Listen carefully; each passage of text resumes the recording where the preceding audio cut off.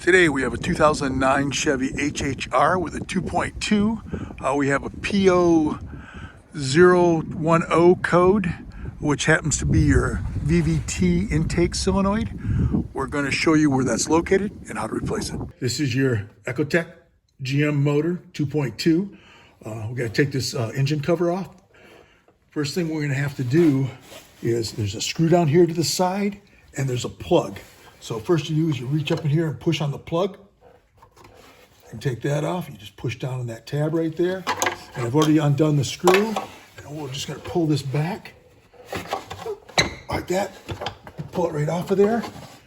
And by doing this, we'll be able to get right at our VVT solenoids, which happen to be right here. Now you can just put it off the side. It's got a screw right here too that we could loosen up and we could take this whole thing and get out of the way. But really all you have to do is just pull it down to the front and you can access the intake one and the exhaust one.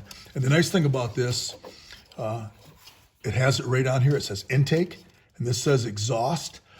If you look at the solenoids, they look identical, so do not switch them if you're doing both of them. Do one at a time. This also has a keeper right here that you're supposed to lift up. For whatever reason, this one does not have a keeper. And we right now are going to do the intake one. We had a P010 code, 010. So what we're going to do is push this in like this. Just lift that off. I don't know what happened to the keeper, but it's gone. Okay. And now it has a 10 millimeter. It actually is, I don't know if you can see it or not, a 10 millimeter right here that's holding this in place.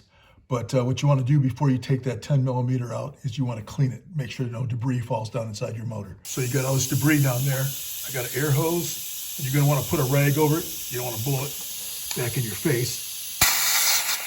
You got to get that out of there.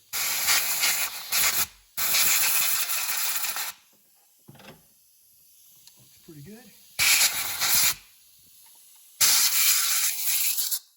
You can see which is nice right here. The intake one is this one. It's held in by a 10. So we're just going to get down in there with this, break that loose, get that out of there. And hopefully it just pulls out nice and easy. If not, I'll have to get a pair of pliers on it or something. Break it loose. Once you take that 10 out, you want to make sure you put it off to the side. You do not want that falling down inside your motor. It could be a real pain in the butt to get out of there. So what we're going to do is put a channel locks on this thing, because if these been in here for 140,000, just start turning it like that and pull up as you do it, nice and slow. Right like that. It should come right out.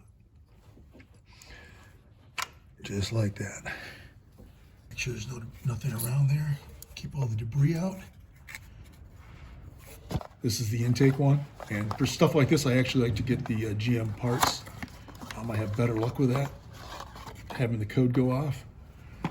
And like I said, make sure you do one at a time because it's hard to tell the difference between the intake or the other.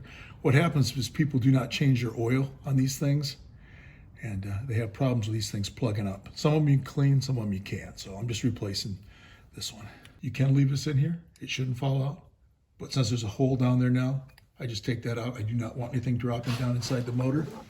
And put a little, I got oil in my hands. Just put that on there and it helps it slide down in easier like that. And just wiggle it down into place like that and line up my hole. I believe that's lined up good, but this of course will not stay in there. I go down, it'll fall. So I always use a piece of paper like that, just so it holds it so I can get it started. Just like that, and it won't fall out. Okay. Start it by hand and then we'll tighten it up. We just tighten this up. Like that. And what this does, the variable valve timing allows the computer to read the camshafts at different RPMs and different loads and adjust them accordingly. Okay, flip that on. The last thing we're going to do, reassemble. We're going to put the engine cover back on. Just put that kind of in place. You might want to put some white grease on this. Slide it in like that. Pull it towards you, snap it in place. And now we got to, don't forget, we got to reach down here and plug that in. Right there it is. Snap that in. Hear it click. I'm gonna grab a screwdriver and tighten that up. And that's all it takes to do a VVT intake solenoid on a 2009 Chevy HHR.